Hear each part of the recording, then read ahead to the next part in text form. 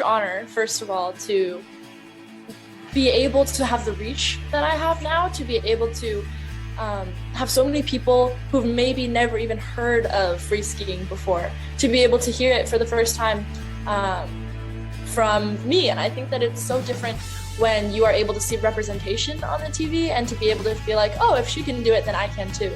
I've said all along that my biggest goal is to inspire more kids in China, especially young girls, to hear about free skiing and also to try it out for themselves. So I don't really want it to be a, look, here's Eileen skiing on TV again, great, let's all watch her. But more of a, look, here's Eileen skiing, I want to try it too.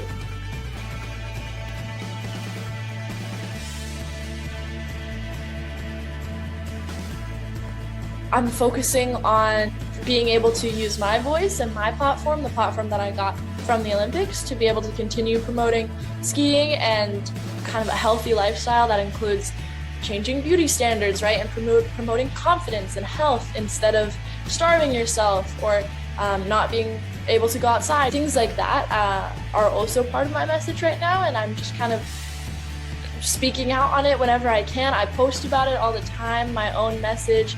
It's kind of become a part of me and my image and who I am, which is exactly what I want it to be. I think that I always want to speak out about health, I want to promote sports, and I just want everybody to be confident and happy.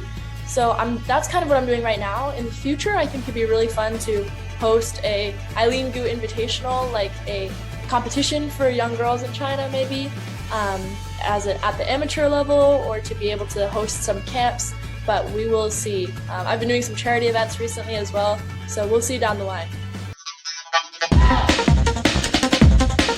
Wow, I would say my favorite Chinese food as of this moment, it changes kind of daily, but my favorite food as of right now would be dumplings, but it has to be the homemade kind.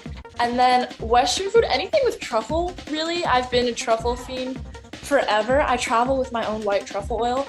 Like, I have a thing about this big that I travel with, so if there's any time eggs that have no flavor, we're talking avocado toast, like you can just pour a little bit on there and it'll make anything taste good. So anything with truffle, really.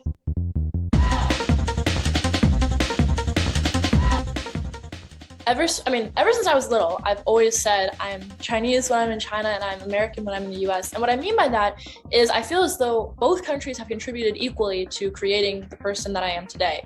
And there's no sense of competition. There's no sense of one is better than the other. It really is about appreciating different facets of each one and applying the most relevant and the most, the parts I can learn the most from each culture. And I think that is what has given me the perspective that I have.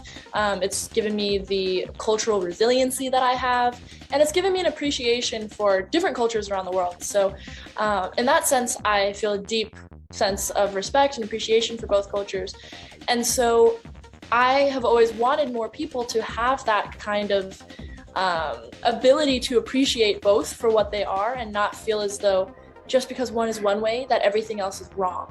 And instead to be able to see objectively the parts that you can learn from each, how to make yourself more multifaceted as a person.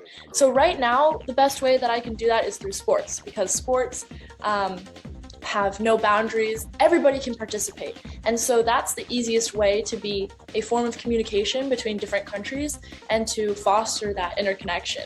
In the future, we'll see what other ways that I can kind of create that bridge that I've wanted to. But yeah, for right now, I'm really focusing on sports, which is, the other biggest part of my life. So just kind of combining all the parts of myself and hoping to share that with everybody else.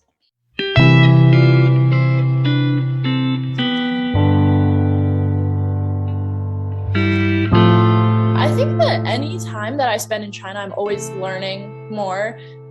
Because China is actually such a diverse place with so many regional dialects, different kinds of food, different cultural nuances. I think there's so much for me to explore still.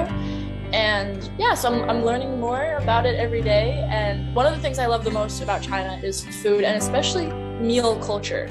Like, for example, the big spinning plate and everybody has the dishes on the plate and you all share everything.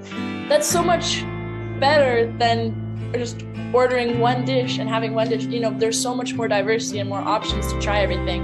And the sense of shared of shared culture and shared time and shared enjoyment of food is something that I think is deeply representative of the Chinese culture.